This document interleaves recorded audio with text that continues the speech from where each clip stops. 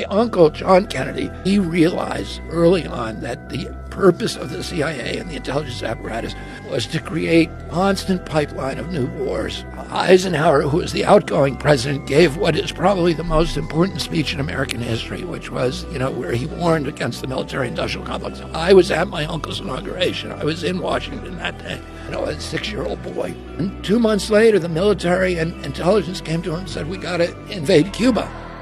And he was like, I'm not going to Cuba, and I'm not going to let the military. And they said, well, we got all these Cubans trained, and they're going to go attack Castro. And he said, well, the U.S. government can't be doing that. I don't like what Castro's doing down there, but it's not the United States' job to dictate what kind of governments other countries have. And they said, as soon as they land, there's going to be a big revolution. Everybody's going to rise up, and they're going to overthrow Castro. And he said, well, you can't use the U.S. military. And they ended up bringing those guys over and in the middle of it, the night, they came to him and said, they're getting wiped out on the beach, and you need to send in the military and invade. And he said, he stepped out of that meeting, and he realized they had been lying to him and trying to trick him.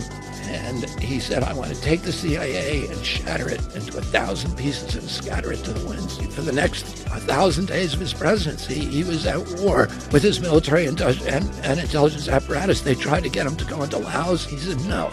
They tried to get him to go into Vietnam with combat troops. They said that we need 250,000 combat troops. He refused. Everybody around him wanted him to go into Vietnam. He sent 16,000 military advisors. He sent fewer to Vietnam. They weren't allowed to fight.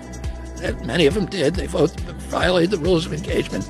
In October of 1963, he heard some of his Green Berets had been killed over there. And he said, I want a total casualty list from Vietnam. His aide came to him and said, 75 Americans have died. He said, that's too many. And he signed that day a national security order ordering all troops out of Vietnam, U.S. troops. And then a month later, he was killed.